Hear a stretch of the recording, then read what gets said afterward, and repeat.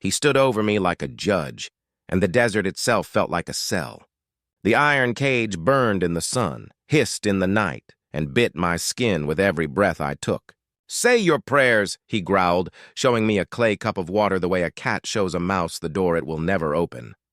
It looked like mercy, like some last chance to be small and quiet before the end. But it wasn't what you'd think because a calm voice spoke behind him and cut the moment in half. "I wrote them," she said. The crowd turned. Boots in the sand. Braids threaded with bone. She did not raise her voice, and yet the air moved.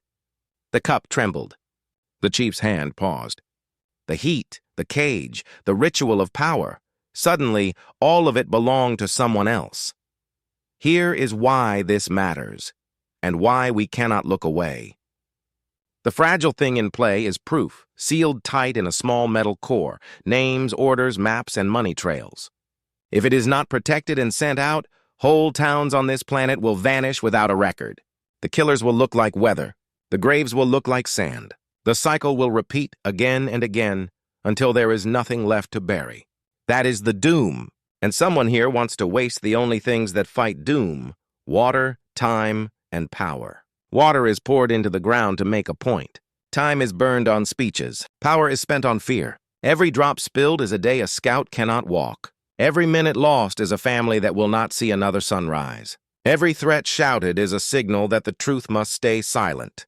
This is not just a cage. It is a script. If we do not break it, the script eats everyone. The crowd was silent after that voice spoke. The chief turned slowly, his hand hovering near his blade, but he did not draw it. The woman stepped closer, her eyes never leaving his. "You're wasting water, Vorik," she said, her tone flat, not mocking, not pleading, just truth, cold and simple. 3 days' worth for a scout, gone to sand just to show off your cruelty. The chief's jaw clenched, but she didn't stop. "The man's already dying. You're just proving that your power is smaller than your thirst." The crowd stirred, uneasy. In a world this dry, wasting water was a sin greater than killing. Vorik's power came from fear, but her words cut that fear clean in half. The prisoner looked up for the first time. His lips were split, his face blistered, but his eyes were clear. She looked at him, then back at the chief. "I'll take him," she said. "You get to keep your pride, I get what I need." Vorik laughed, a sound like grinding rock. "You need a corpse?" "A guide," she replied. "He's not dead yet," the chief smirked. "Past the wind canyon?" he asked. And when she nodded, the laughter returned, louder this time. "You won't come back." "Maybe not," she said. "But you'll remember I asked before the fire reached your camp." Behind them, on the horizon, smoke was rising, thin and dark, far away but moving closer. No one spoke of it yet, but every warrior saw it. Every mother smelled it. The Reavers were coming. The woman, Kareth, knelt beside the cage and touched the lock.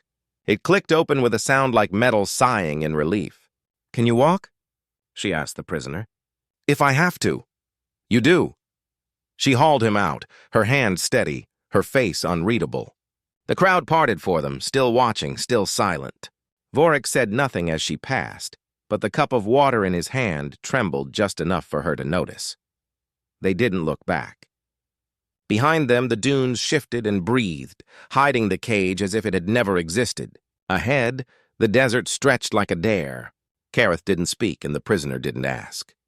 Between them, a silence thick with things neither of them wanted to say, that the smoke was getting closer, that the heat was rising, that every choice here was a kind of death. Somewhere behind them, someone shouted a warning. The sound of engines followed, low, angry, mechanical. Kareth turned her head just once, the sun flashing off her rifle's worn metal. "Keep moving," she said. "If you stop, you die thirsty." The prisoner stumbled, his strength fading fast, but the words hit something inside him.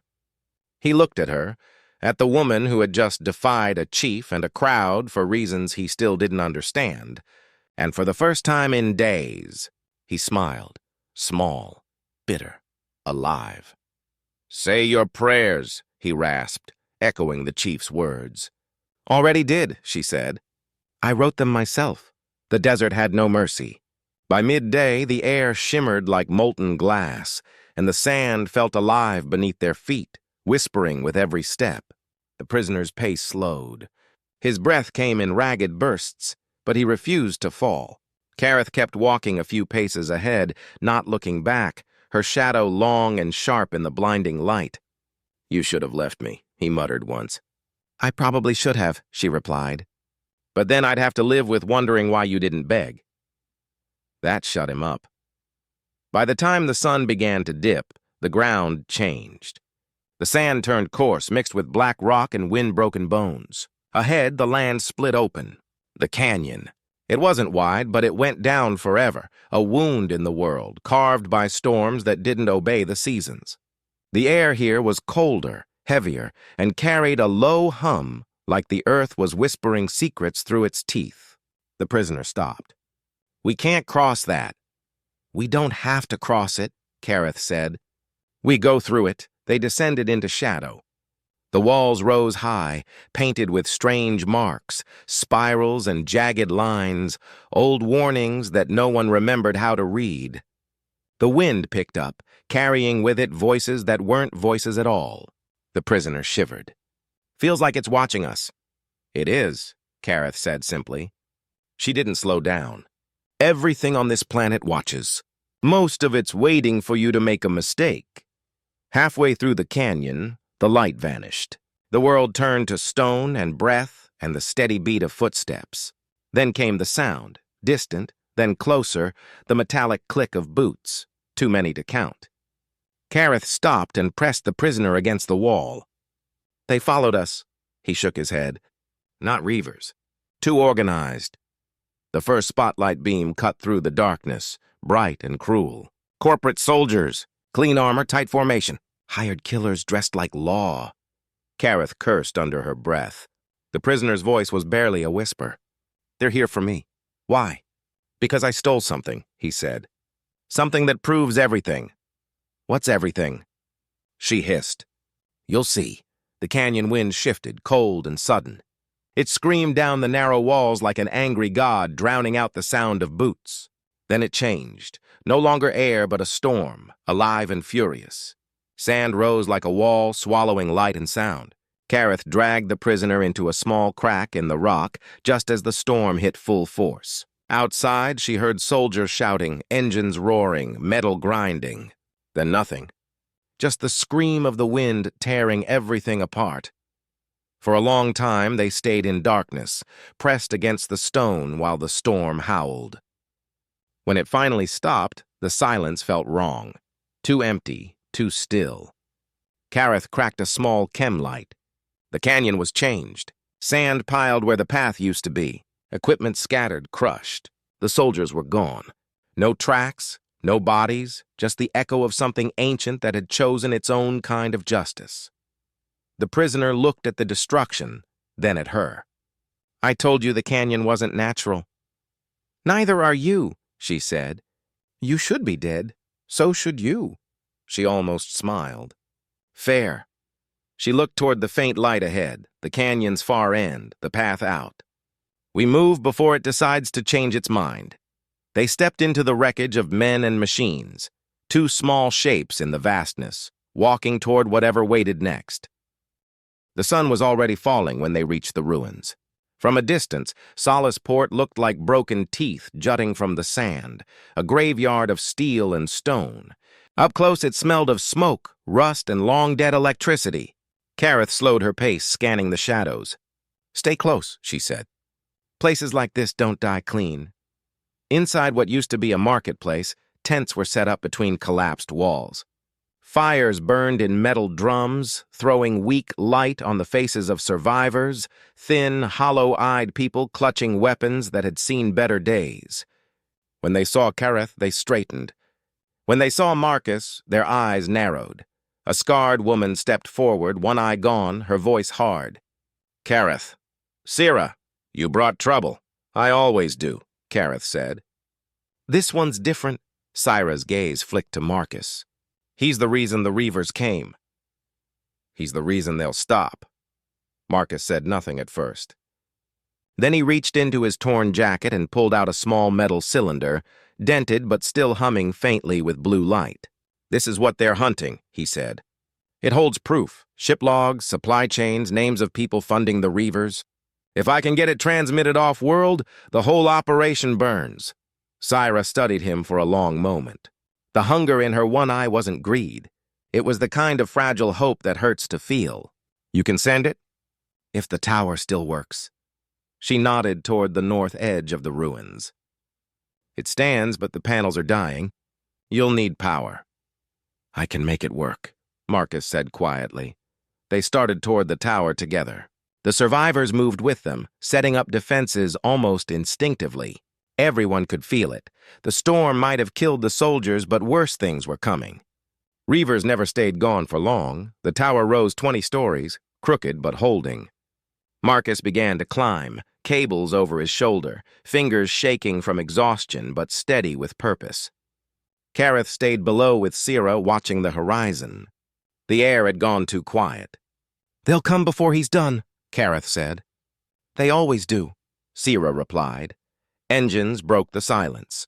Not Reaver engines this time, cleaner, sharper, precise, dropships, 3 of them, black and silver, descending in formation. "Corporate," Kareth muttered.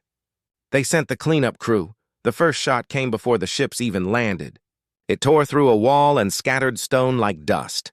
Panic spread through the camp. Kareth shouted orders, her voice cutting through the chaos. "Positions! Keep them off the tower!" Marcus kept climbing. The light from the data core pulsed brighter as he linked cables, rerouted power, brought dead machines to life. Sparks rained down from above. The survivors fought with everything they had, old rifles, scavenged grenades, and sheer will. But the soldiers were trained, methodical, unstoppable. Kareth ran between cover, firing, moving, reloading. Every shot bought Marcus a few more seconds. Every breath hurt. She saw the corporate officer in command, a woman in polished armor, calm amid the chaos. Kareth took aim. One breath, one pull. The officer dropped and the attack wavered. "Transmission at 90%, Marcus shouted down. His voice was thin, barely audible over the noise. "Then move faster," Kareth yelled back. A grenade went off near the base of the tower, throwing her to the ground. Her ears rang, her vision swam, but she pushed up and fired again. She wasn't trying to win, she was trying to delay. Then, through the roar and smoke, a new voice filled the air, clear and amplified. "Stand down. This is Commander Voss of the Terran Deep Survey Corps. Your operation has been recorded and transmitted to 17 oversight boards. Every action you take now is public." The soldiers froze. Their comms lit up red. Kareth looked up and saw Marcus on the tower's edge, battered but standing. The transmission bar behind him blinked, 100% complete, silence, then retreat. The corporate soldiers pulled back one by one into their ships. Engines flared. The ships lifted, leaving only dust and the quiet hum of the tower. Kareth slumped against the stone, bleeding from her shoulder. Syra limped over. Her armor cracked, her face streaked with soot. "You did it," she said softly. "Not me," Kareth replied. "Him." Marcus descended slowly, his hands shaking. He looked pale, half dead, but he smiled. "Proof's out there now. They can't hide anymore." Kareth nodded. "Then it was worth it." "Was it?" Syra asked. "We lost too many." "Maybe," Kareth said. "But the truth's alive. That's more than we had this morning." The fires were still burning when Marcus reached the ground. The survivors moved like ghosts through the smoke, searching for the wounded, covering the dead. Kareth sat with her back against the tower, blood dark on her sleeve. Marcus knelt beside her. "You're hurt. Just tired," she said.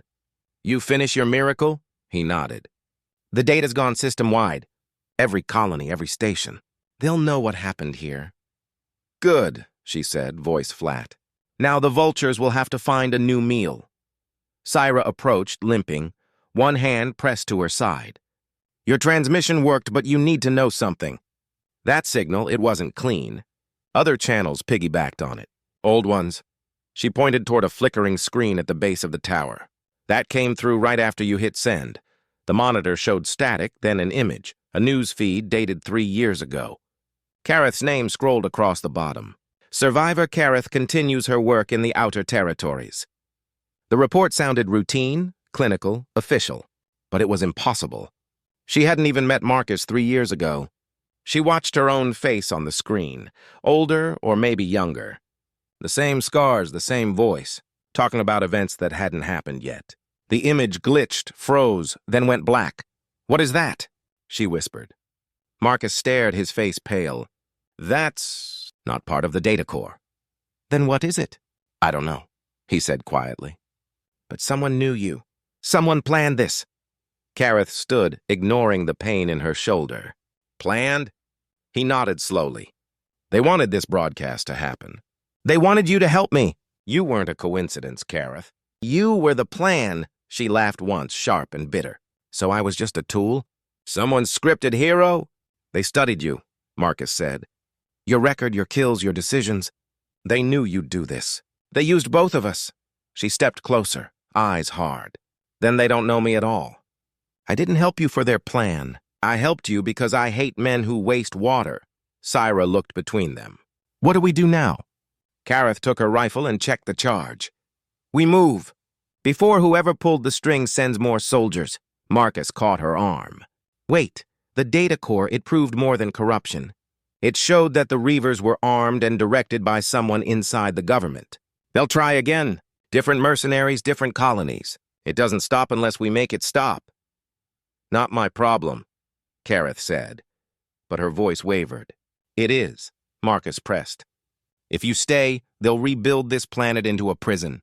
If you run, they'll chase you anyway. But if we go after them, find who did this, we end it." She studied him, the dust, the rising smoke, the sound of rescue shuttles descending in the distance.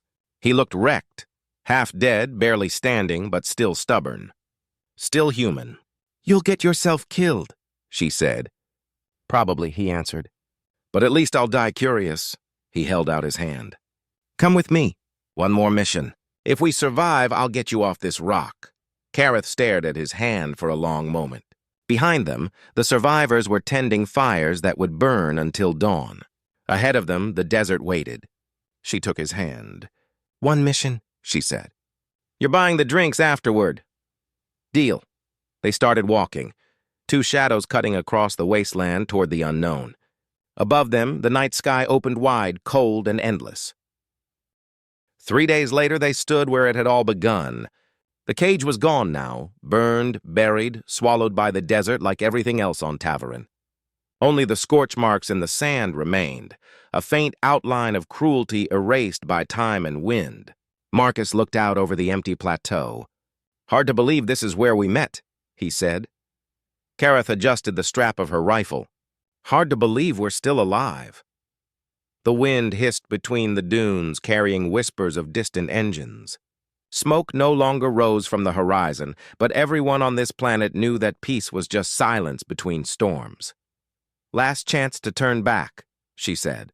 "Was that ever really an option?" he asked. "No," she replied, a small grin ghosting across her face. "But I'm polite sometimes." Marcus smiled despite the exhaustion that hung from his bones. "Where do we start?"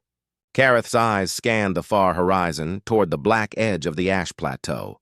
"We find Vorik. He tried to kill us. He'll want revenge on whoever sent those soldiers. For once, his anger might be useful."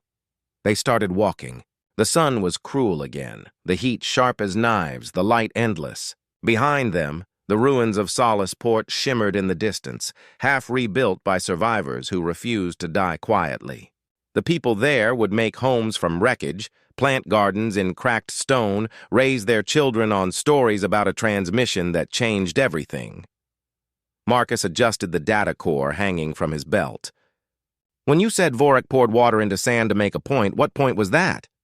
Kareth thought about it for a long time. The way the water had vanished, the way the crowd had laughed. "He wanted to prove that mercy is weakness," she said finally. "And do you believe that?" She looked at him, at the man who had survived a cage, a canyon, a storm, and still believed in changing the world. "No," she said quietly. "Not anymore." The wind shifted again, brushing the sand into ghostly trails behind them. "Then what do you believe?" he asked. Kareth's eyes narrowed against the light. "That the vultures can starve," she said. "And we're going to make them." They walked on together through the wasteland. The desert stretched forever, a sea of gold and bone, but their steps were steady. Above them, the sky burned red, then gold, then finally softened into the long blue of evening. For the first time in a long time, the world felt wide instead of empty. They didn't notice when the air began to shimmer, when the horizon flickered like a dying signal. For an instant, the world around them bent, the desert replaced by darkness, and beyond that, a faint glow of a screen. Someone was watching. Someone out there, far away, leaning forward in silence as if afraid to breathe. A stranger's eyes met theirs through the thin membrane between story and witness. Shock, recognition. Then, in a blink, the desert returned. Kareth stumbled, catching herself. "You saw that?" Marcus nodded, pale. "Yeah, I think someone's still watching us." "Good," she said, straightening. Let them see what happens when people stop doing what they're told." They kept walking, two silhouettes against the dying light, small but unbroken. Behind them, the world they had shaken began to rebuild itself. Ahead, the path waited, dangerous, endless, necessary. The camera of fate pulled back, the dunes swallowing their footprints one by one until there was nothing left but the echo of their vow. And somewhere, beyond the reach of dust and stars, the vultures circled and found nothing left to eat.